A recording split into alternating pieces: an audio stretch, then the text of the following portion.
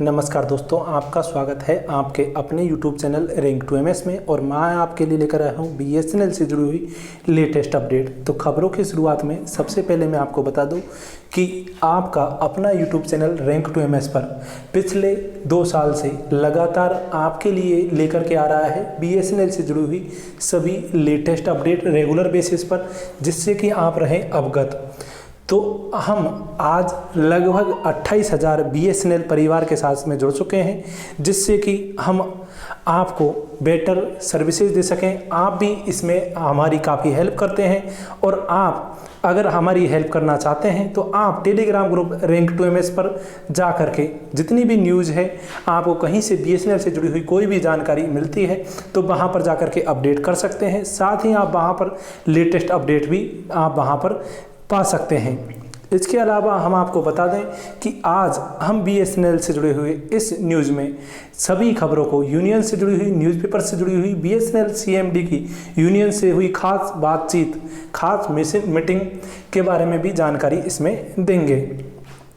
साथ ही BSNL ने अपना लोन लगभग चुका दिया है, और इससे आपको बहुत ज़्यादा फ़ायदा भी होने वाला है, उस पर भी हम इस वीडियो में चर्चा करेंगे।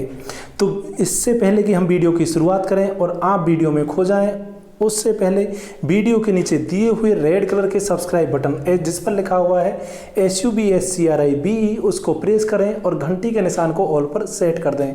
ये एकदम फ्री है, मुफ्त है, निःशुल्क है, 0 इसका सब्सक्रिप्शन चार्ज है, मतलब कि आपसे कोई भी इसका चार्ज नहीं लिया जाता है। साथ ही इसके बहुत सारे फ़ायदे हैं कि आपको इसका तुरंत नोटिफिकेशन मिल जाता है, जिसकी वजह से आप सभी न्यूज़ रेगुलर बेसिस पर देख पाते हैं। तो घंटी के दबाना मत भूलिएगा। और साथ ही अगर आप चाहें तो शेयर कर सकते हैं सोशल साइट्स पर, फेसबुक पर और व्हाट्सएप ग्रुप्स में। तो भारत चीन के बिगड़ते रिश्ते का असर, बिहार में 1 साल पीछे चली गई BSNL की 4G सेवा। तो ये BSNL की न्यूज़ यहाँ पर दी गई थी। और जैसा कि आपको पता है कि BSNL के जितने भी 4G, 2G और 3G BSNL तीनों सर्विसेज देता है, लेकिन कहीं कहीं पर अगर आपको 4G मिलता है तो वो 3G के स्पेक्ट्रम पर ही 4G अलॉट किया गया है। ये वहाँ के हार्ड वर्किंग एम्प्लॉयज़ का कारनामा है, जिसकी वजह से वहाँ पर 3G पर भी आपका 4G चल पा रहा है। साथ ही वहाँ के GM के द्वारा लिए गए बेस्ट डिसीजन का ये नतीजा है, जिसके तहत आप 2G और 4G दोनों सर्विसेज एक साथ में यूज़ कर पाते हो। तो आपको हम बता दें कि भारत और चीन के बिगड़ते रिश्तों का असर राज्य में 4G सेवा पर पड़ा है। चाइनीज कंपनी ZTE का टेंडर रद्द होने के बाद में BSNL की 4G सेवा पर ग्रहण लग गया है। टेंडर रद्द हुए अभी 2 ही महीने हो चुके हैं, लेकिन अब तक टेंडर की प्रक्रिया शुरू नहीं हुई है। अगर टेंडर की प्रक्रिया भी शुरू होती है तो 6 महीने लग जाएंगे। उपकरण लगने में 3 से 4 महीने लगेंगे, यानी राज्य में 4G सेवा 1 साल पीछे चली गई है। जबकि चाइनीज कंपनी 4G के सारे उपकरण ले आई थी। जुलाई में भी 1200 से 4G टावर लगा दिया जाना था और 4G सेवा शुरू कर दी जानी थी। वहीं चीन भारत के बीच बिगड़े हुए हालात के कारण एन मौके पर टेंडर रद्द हो गया और 4G सेवा अटक गई। राज्य में अभी BSNL के 4000 टावर लगे हैं। इसमें से 1200 3G के और 1800 2G के, 320 3G टावर को 4G में कन्वर्ट किया जा चुका है। इसके तहत सबसे पहले पटना में 4G सेवा लॉन्च करना था। इसके बाद में मुजफ्फरपुर, भागलपुर और गया में BSNL 4G लॉन्च किया जाना था। भारत नेट परियोजना भी कई जगहों पर हुई बाधित। वहीं आपको बता दें कि BSNL के भारत नेट परियोजना के तहत FTTH कनेक्शन दिए जाने थे, वो भी कई जगह पर बाधित हुए हैं। भारत नेट परियोजना के तहत 11,000 ग्राम पंचायतों में ऑप्टिकल फाइबर के माध्यम से ब्रॉडबैंड सेवा पहुंचाई जानी थी। BSNL द्वारा 5,041 पंचायतों में ऑप्टिकल फाइबर केबल बिछाया जा चुका है। इसमें से 5,067 जगहों पर टेस्टिंग का काम चल रहा है। उन्होंने बताया कि भारत नेट योजना के तहत गाँव में रहने वाले लोगों को ऑप्टिकल फाइबर से 100 Mbps की स्पीड में से इंटरनेट मिलेगा। वहीं पंचायत में रहने वाले लोगों ने पंचायत भवन में ही ई-एजुकेशन, ई-मेडिसिन, ई-कॉमर्स और राइट टू सर्विस सेवा पंचायत में ही मिलेगी। इसका मतलब है कि जाति प्रमाण पत्र, आय प्रमाण पत्र बनाने के लिए शहरों की खाक छाननी नहीं पड़ेगी। वहीं ई-चौपाल भी लगेगी और राज्य के लगभग 11,000 पंचायतों में ऑप्टिकल फाइबर बिछाए जाने हैं। यह विश्व की सबसे बड़ी योजना है, अब तक की सबसे सरल माध्यम से लोगों तक पहुँचा जा सकेगा। इस योजना के तहत ऑप्टिकल फाइबर से गाँव-गाँव तक इंटरनेट की सेवा पहुँचने का काम रेलटेल, बीएसएनएल और power grid corporation of India कर रहा है। तो यानी कि अगर भारत फाइबर, भारत नेट योजना बीएसएनएल के द्वारा ऑल इंडिया लेवल पर जैसे ही आ जाएगी तो बीएसएनएल को नंबर 1 बनने से कोई भी नहीं रोक पाएगा। और बीएसएनएल के कर्मचारी इसके लिए बहुत ही हार्ड वर्क कर रहे हैं और कि ऑल इंडिया लेवल पर भारत नेट का प्रसार कर सकें।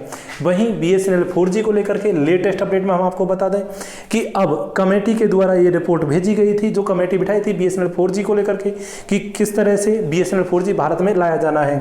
तो कमेटी ने रिपोर्ट सौंपी है कि इंडिजीनियस यानी कि भारत द्वारा निर्मित उपकरणों की मदद से ही और भारत की कंपनी के द्वारा ही बीएसएनएल 4G बीएसएनएल के अंदर आएगा। तो यही कारण था कि अब फिर से बीएसएनएल 4G को डिले होने के पूरे चांसेज हैं और इसकी वजह से बीएसएनएल की यूनियंस ने काफ़ी आक्रोश जताया और बीएसएनएल के सीएमडी के पुरवार जी से, जो कि एमटीएनएल के भी इस समय उन्होंने पदभार संभाले हुए हैं, उनसे खास मुलाकात की और उस पर खास डिस्कशन किया।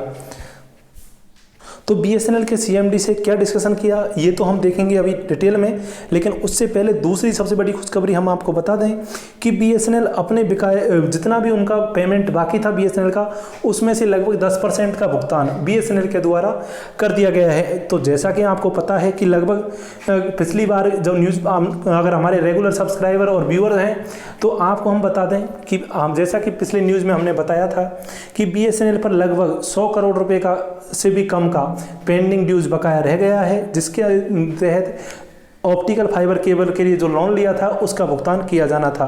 तो जो डायरेक्टर फाइनेंस थी उन्होंने बताया था कि बीएसएनएल जो अपने कर्मचारियों की सैलरी डिले कर रहा है उसका मेन कारण है कि वो बीएसएनएल के जितने भी पेंडिंग ड्यूज बकाया हैं उनका भुगतान रेगुलर बेसिस पर कर रहा है। और उसी को लेकर के आज यहाँ पर प्रमाण भी आपको मिल गया है कि ये कोई अखबार या फिर ऐसे कहीं सुनी बात नहीं थी। यहाँ पर न्यूज़पेपर ने भी लेटेस्ट अपडेट में बताया है कि लगभग 10% का भुगतान इन्होंने पिछले सप्ताह किया है। यानी कि सूत्रों ने आगे कहा कि कंपनी के प्रमुख नेटवर्क प्रदाताओं नोकिया और जेटी को लगभग 100 करोड़ रुपए का भुगतान किया गया था।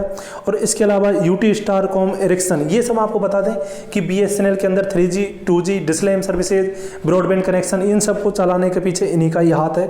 और आपको बता दें कि जो वेंडर्स का भुगतान किया जाना था लगभग 15,000 से 20,000 रुपये की सीमा में जो वेंडर हैं उनका बीएसएनएल एमटीएनएल के पास में उनका भुगतान पेंडिंग था, तो उनका भी भुगतान करने की बात कर रहे हैं कि कॉन्ट्रैक्ट वर्कर्स का लगभग 2 महीने का भुगतान एक साथ में किया जाना है। उससे रिलेटेड भी यहाँ पर जानकारी दी गई है और वो जब तक किया जाएगा जब तक कि आपका कंप्लीट भुगतान नहीं हो जाता है।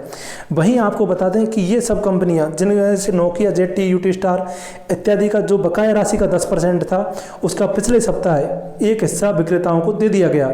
सूत्रों के अनुसार राज्य की दूरसंचार कंपनी ने बैंकों से 1,000 करोड़ रुपए का ऋण उठाया, जिसमें से 600 करोड़ रुपए का तो भुगतान कर दिया विक्रेताओं को, यानी नोकिया, जेटी, ये सब वेंडर हैं इनको, और बाकी जो 400 करोड़ रुपए का था जो पेमेंट है उससे बीएसएनएल के जो सर्विसेज हैं उसमें और बीएसएनएल के कर्मचारियों को सैलरी देने में खर्च किया गया। आगे सूत्रों ने कहा कि प्रमुख नेटवर्क प्रदाता जैसे नोकिया और जेटी को लगभग 100 करोड़ रुपए का भुगतान किया गया था। इसके अलावा यूटी स्टार, एरिक्सन आदि को भी पैसे का भुगतान किया गया। वहीं बीएसएनएल और एमटीएनएल के पास वेंडरों के लिए 15,000 से 20,000 रुपये की सीमा में बकाया है, जो लंबे समय से लंबित है। हर एक वेंडर का 15,000 से 20,000 रुपये मतलब कि पर मंथ का अनुसार होगा जहाँ तक है, क्योंकि इसमें तो इस तरह से फिक्स तो बताया नहीं है, लेकिन यहाँ पर आप देख सकते हो कि इन्होंने कुछ मंथली इस तरह से सीमा नहीं बताई है, लेकिन उन्होंने बताया है कि लगभग 15,000 से 20,000 रुपये की सीमा में बकाया है वेंडरों का, तो जो लंबे समय से लंबित है। तो अधिकांश कंपनियों ने फर्मों के साथ दूरसंचार विभाग डीओटी को कई पत्र लिखे और वे अपना भुगतान जारी करें। कुछ महीने पहले उद्योग निकाय जैसे सीओएआई ने भी विक्रेताओं से अनुरोध किया था कि वे भुगतान जारी करने का आग्रह करें। यानी हाल ही में नोकिया ने चेतावनी दी कि वह बकाया राशि के अभाव में बीएसएनएल के नेटवर्क को बनाए रखने के लिए समर्थन खींच लेगा। तो जैसे कि आप अगर रेगुलर व्यूअर हैं तो आपको पता होगा कि पिछली जो न्यूज़ में बताया था हमने प्रीवियस न्यूज़ में कि नोकिया ने ये कहा था कि हम अपने कर्मचारियों की संख्या कम कर रहे हैं क्योंकि हम भुगतान नहीं कर पा रहे हैं कोविड-19 के टाइम पर, और जिसकी वजह से बीएसएनएल की सर्विसेज प्रभावित हो सकती हैं अगर वो पेमेंट नहीं करेंगे तो। लेकिन जैसा कि कुछ राशि जारी की गई है और कंपनी समर्थन प्रदान करना जारी रखती है।